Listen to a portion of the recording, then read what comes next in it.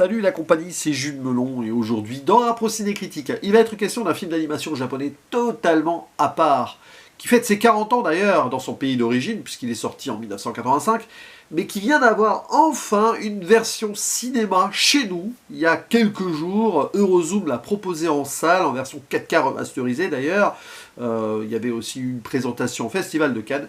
Je veux bien sûr parler de L'œuf de l'ange, ou en version originale, Tenshino Tamago, qui n'est pas le premier long métrage de son auteur Mamoru Oshii, qui auparavant avait fait 2 OAV, donc de la série d'animation de base, hein.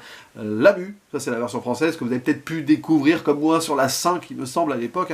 Mon nom c'est Lamu, Lamu. Bon bref, ici absolument rien à voir pour un grand artiste qui, 10 ans après d'ailleurs, se fera connaître encore plus mondialement grâce à Ghost in the Shell, et oui c'est lui. Il est accompagné ici, sur le plan artistique et graphique, de Yoshitaka Amano, qui lui s'est occupé de pas mal de design de jeux vidéo, notamment Final Fantasy, hein, excusez du peu.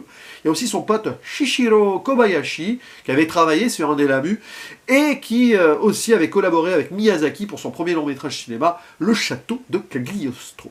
Alors ici, nous sommes en présence d'une œuvre très contemplative, un film expérimental, voire un essai philosophique par moment, qui n'est pas forcément abordable pour tout le monde. Enfin, il faut lâcher prise, mais quand vous le voyez, ce film, vous essayez de comprendre pas mal de choses.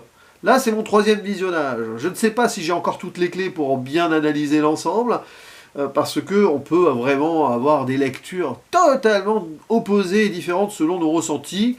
Quand bien même si on connaît l'histoire derrière et ce qu'a vécu Mamoru Oshii auparavant, on comprend d'ailleurs ici pas mal les symbolismes bibliques et religieux, parce que c'était quelqu'un de très croyant, Oshii, qui a perdu la foi.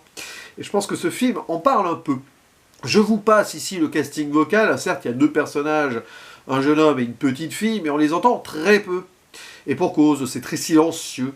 On laisse durer les plans, et on observe aussi ces décors post-apocalyptiques dans un monde très sombre, où visiblement l'humanité a très peu survécu, hein. On a donc 2 humains, peut-être, hein, on peut toujours se demander d'ailleurs si ce sont vraiment des êtres humains, qui vont se rencontrer. Alors il y a une petite fille qui transporte avec elle, et souvent d'ailleurs sous sa robe, comme si elle était enceinte, hein, il y a une sorte de parallélisme là, mais bon, un œuf. On ne sait pas ce qu'il y a dedans. Elle, peut-être qu'elle sait, ou pas, en tout cas. Et débarque un jeune homme, une sorte presque de soldat, on le voit avec son arme un peu en mode croix, enfin, évidemment, il y a une idée derrière, qui, donc, on ne sait pas s'il débarque sur une sorte de char, bon. Et il veut savoir ce qu'il y a dans l'œuf. Donc il croise le chemin de la petite fille, et il lui pose des questions, et les deux vont se rapprocher, discuter, réfléchir aussi de façon allégorique sur l'existence, sur l'origine peut-être de la foi, du monde, plein de choses. Et bon, à un moment, est-ce qu'on va savoir ce qu'il y a dans l'œuf? C'est un petit peu, vous savez, c'est comme, quand on veut comprendre ce que le film est quand on le voit pour la première fois, bah, on est un petit peu comme ce jeune homme à essayer de savoir ce qu'il y a dans l'œuf. Nous, on essaye de savoir ce qu'il y a derrière ce film. Bon, c'est peut-être aussi d'ailleurs vraiment ici la mise en place totalement allégorique et méta de l'œuvre de fiction qui ne cherche pas forcément à donner une réponse, en tout cas pas claire, et ce jeune homme qui veut tout savoir. Donc il va y avoir une véritable opposition ici, dans un univers totalement étrange, basé sur de magnifiques sculptures un peu gothiques, ancien temps. C'est pas du cyberpunk là, hein. C'est pas ce qu'il fera plus tard avec Ghost in the Shell. Bref, survie ou non, il y a des ombres, il y a des trucs très étranges. Et donc on va aller d'errance en errance entre ces 2 personnages. On ne sait pas quel est le but ni de l'un ni de l'autre au final, si ce n'est que si la petite fille veut protéger cet œuf. C'est sa seule, peut-être, on va dire, raison de vivre. Et lui, bah, on ne sait pas pourquoi il débarque là, mais en tout cas, il veut savoir. Et c'est exceptionnel. C'est-à-dire qu'à chaque fois que je revois ce film, c'est encore plus fort. 3e fois, il me semble, hein, que je le visionne. Je l'avais découvert à l'époque sur YouTube. Oui, il était en version gratuite, avec des sous-titres anglais sur du japonais. Bon, peu importe, hein, il y a quelques dialogues. Il y en a un important autour de la foi et la religion. Cette histoire de l'arche de Noé, comme ça, où la colombe ne serait jamais revenue. Donc une version alternative, qui d'ailleurs confère cette idée qu'il y a une perte de foi, et que Mamoru Oshii, ici, peut-être a voulu représenter un monde qui aurait été déchu de cette foi, ou quelque chose qui aurait été abandonné par Dieu dans un monde, ici, voilà, God-forsaken place, comme on dit en anglais, où quelques âmes humaines, ou âmes tout court, continuent d'errer à vivre, pourquoi d'ailleurs. Donc, c'est surtout une expérience visuelle, c'est du pur cinéma.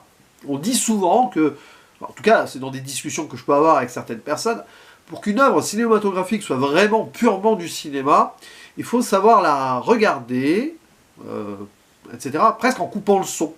C'est-à-dire que les dialogues ne doivent pas forcément, bon, expliquer évidemment l'intrigue, mais l'intrigue, le scénario, c'est pas ça le cinéma. Vous pouvez lire un script par exemple, ou un bouquin, bon, ça parle par les images. Et en fait, ce que le film veut faire, c'est nous plonger dans cette atmosphère.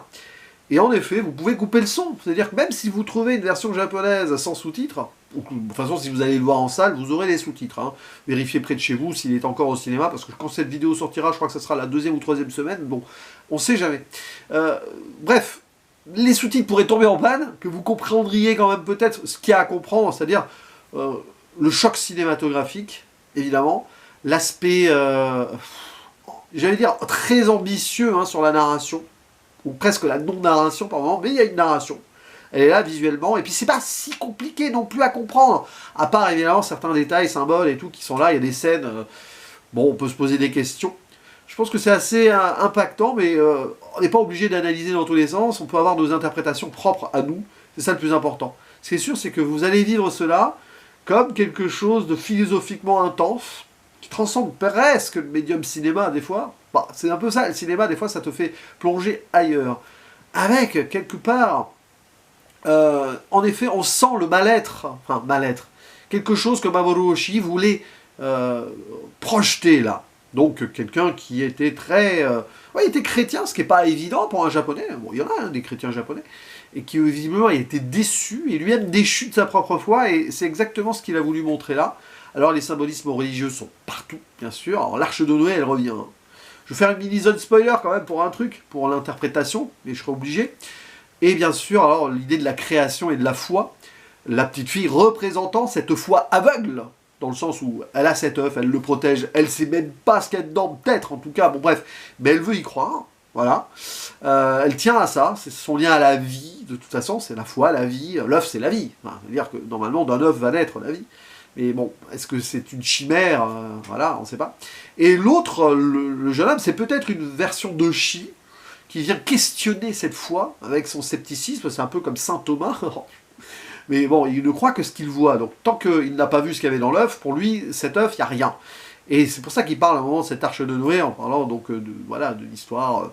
bon, il y a cette histoire de colombe et tout, qui normalement revient ramener la paix, l'amour, l'espoir de vie et tout, que dans sa version, elle n'est jamais revenue, et que du coup, les gens sur l'arche, etc., ont oublié pourquoi ils étaient là, et se sont oubliés. C'est-à-dire que, en gros, techniquement, l'histoire biblique s'arrêterait là, et après, il n'y a plus rien. Enfin, des gens qui survivent peut-être, mais il n'y a plus rien. Et la petite fille, elle ne croit pas en ça. Et c'est intéressant parce que le film nous fait une ouverture passionnante, qui est presque...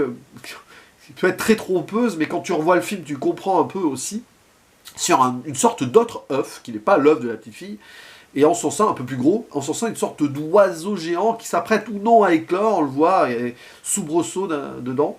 Cet oiseau, plus grand peut-être, serait aussi le parallèle de l'ange. Qu'est-ce que l'ange au final, si ce n'est peut-être l'oiseau qui amène la paix, l'envoyé divin ou non.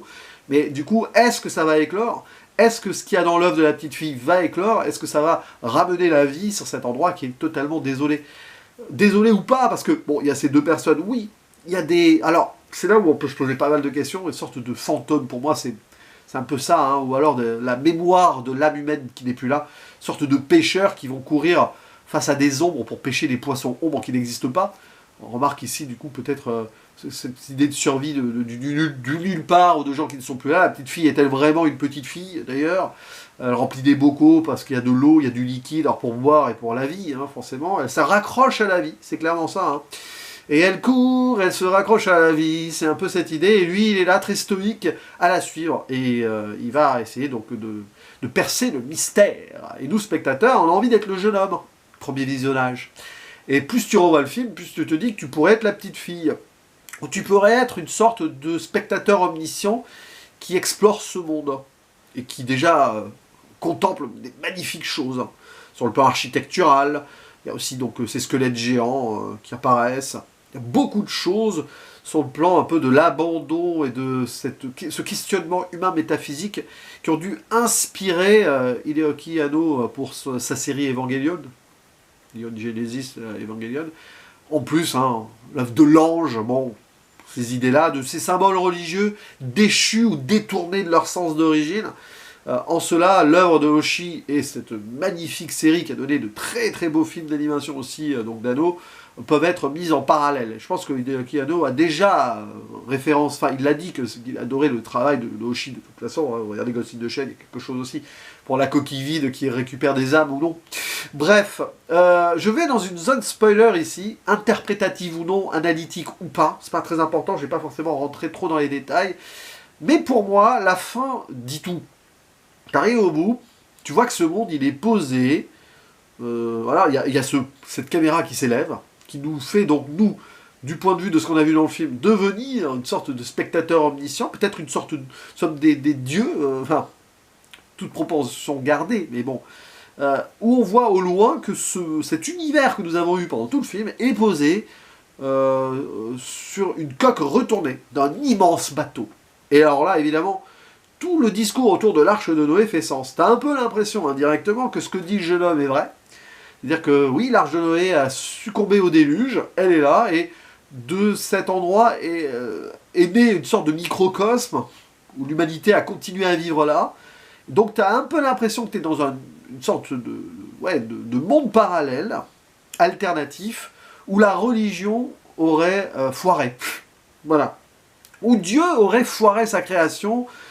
C'est d'ailleurs pour ça, à la scène d'introduction, vous avez des mains comme ça qui se serrent, on ne sait pas si c'est les mains de la petite fille ou non, il y a cet œuf géant et tout, on ne sait pas si ça va avec l'or, c'est un peu pour montrer que Dieu, peut-être sa création lui a échappé, ou on ne sait pas, ou Dieu s'est barré en fait, voilà, il n'a pas renvoyé la colombe aux humains parce qu'il s'est dit non, ça ne marchera pas, et c'est un petit peu comme si on était donc dans un univers parallèle où notre monde, nous, en tout cas, Dieu l'a abandonné avant l'heure. Donc d'où la perte de foi, etc. Et t'as un peu l'impression que ce jeune homme-là serait une sorte d'envoyé de Dieu, quelque part, pour constater l'échec de son créateur, et essayer de faire comprendre à ces quelques humains qui s'y raccrochent encore à cette fois que ça n'a aucun sens, ou pas. Parce que là, après, évidemment, la petite fille, bon, bah oui, l'œuf, il n'y a rien dedans. Peut-être, ou pas, on n'a jamais vraiment de certitude, mais le jeune homme va casser l'œuf, donc il porte sa croix, c'est pour ça, envoyé du divin, c'est une sorte de Jésus... qui fait son chemin de croix, là, sur cet endroit-là, envoyé par Dieu le Père, au casse-pipe, si vous voulez. La petite fille, elle crie, regarde, ce moment où elle crie parce que l'œuf est cassé, où elle va courir, et elle va mourir. Elle va tomber dans un précipice, elle va embrasser son miroir dans l'eau, pour recréer peut-être la vie. Il y a un truc exceptionnel là, parce que quand elle tombe, pouf, elle va se noyer, les bulles qui sortent de sa bouche se transforment en des multitudes d'œufs, qui visiblement vont peut-être éclore ou pas, une sorte d'ellipse, après il y a des plumes d'oiseaux sur le rivage, peut-être que la vie va renaître, mais pourquoi? Dans quel but? Sur cet endroit désolé et abandonné? Et c'est là qu'après la caméra s'élève, alors qu'il y a le personnage principal qui constate que la petite fille est devenue une statue, comme une sorte elle a été sanctifiée, peut-être, une sorte de sacrifice, mais tout ceci paraît tellement vain dans un monde qui de toute façon est abandonné. Il y a une sorte de vaisseau spatial et tout, enfin c'est pas trop, c'est ça, peut-être que Dieu revient sur les lieux d'un endroit qu'il a abandonné des milliers d'années avant, et qui constate juste que, bah tiens, qu'est-ce qu'il y a encore? Il y a encore des choses, hein, mais bon, puis après on s'en va. C'est-à-dire que peut-être que la vie continue, mais sans aucun but. Si ce n'est encore se raccrocher à quelque chose. Et t'as un peu l'impression avec ce film que Mamoru Oshii, s'il était dans le dur quand même, en mode j'ai longtemps cru, maintenant j'y crois plus, maintenant on va survivre et tout, mais c'est quand même pas la joie. Mais bon, après tout, il y a peut-être encore l'espoir que la vie continue de naître et d'exister. C'est pas évident. Et donc ces pêcheurs de l'ombre là aussi, peut-être sont donc ces âmes humaines qui continuent ou non à vivre dans un autre plan cosmique. C'est vrai qu'il y a un côté cosmogonique, enfin, voilà, de recréation d'un autre monde, un monde dans le monde, où un petit monde se serait créé sur la coque de l'arche géante de Noé, alors que peut-être tout le reste de la Terre est complètement vide de rien. Mais là, ça survit encore pour on ne sait pas quelle raison.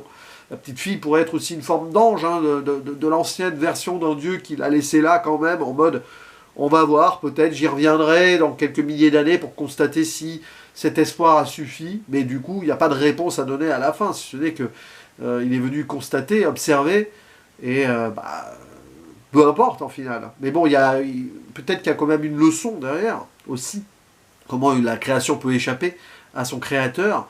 Et Oshii a volontairement voulu d'ailleurs laisser sa création s'échapper en faisant ce film-là, en sachant très bien qu'elle allait être interprétée, cette œuvre par la suite, de multiples façons. Il n'a jamais voulu expliquer clairement, si ce n'est donc, oui, qu'il venait de perdre la foi, et je pense que c'est quand même une clé très importante. Je ferme la zone spoiler, donc c'est un film à voir en mode... Tu peux essayer de te creuser les mélanges dessus, c'est toujours passionnant de faire ça, mais tu peux aussi prendre totalement ce recul-là et accepter de ne pas comprendre, lâcher prise, tout en lâchant prise, accepter qu'il y a plusieurs interprétations, et c'est ça qui est beau. Mais bon, visuellement et cinématographiquement, c'est le top du top. C'est un des meilleurs films d'animation japonais de l'histoire, tout simplement.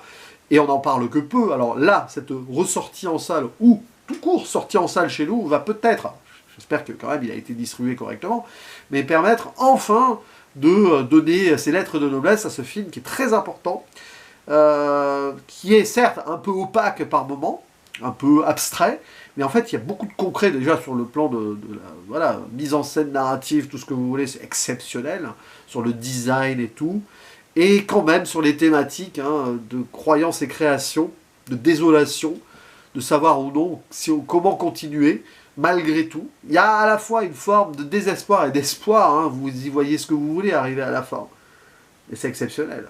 Voilà, c'est exceptionnel parce que des films comme ça, c'est rare. Tout simplement, c'est assez unique en son genre. C'est pas non plus ultra expérimental comme d'autres œuvres expérimentales peuvent l'être. Il y a quand même un semblant de ligne directrice, vous voyez. Mais c'est tellement flottant et tellement ailleurs que ça en est en fait fascinant. Et à chaque fois que je le revois, après je reste des heures à ne penser qu'à ça. Donc oui, c'est exceptionnel. J'espère que vous avez pu le voir en salle, du coup, dans la nouvelle version. N'hésitez pas à dire en commentaire, de toute façon, que vous l'ayez vu là au cinéma ou que vous l'ayez connu avant ce film. Il faut faire vivre ces vidéos sur des œuvres dont on ne parle que peu. C'est aussi pour ça que je transmets et je parle de cinéma sur la chaîne, pas que pour les grands blockbusters ou les nouveautés, que je vais quand même voir, du moins encore, jusqu'au jour où j'en aurai marre, mais aussi pour ces films un peu plus oubliés, mais qui reviennent aussi des fois sur le devant de la scène, et tant mieux. Puis bon, intéressez-vous aussi au cinéma au plus large, sens large évidemment, pardon, de Mamoru Oshii. Allez, je vous laisse la parole, je vous dis à la prochaine. Ciao!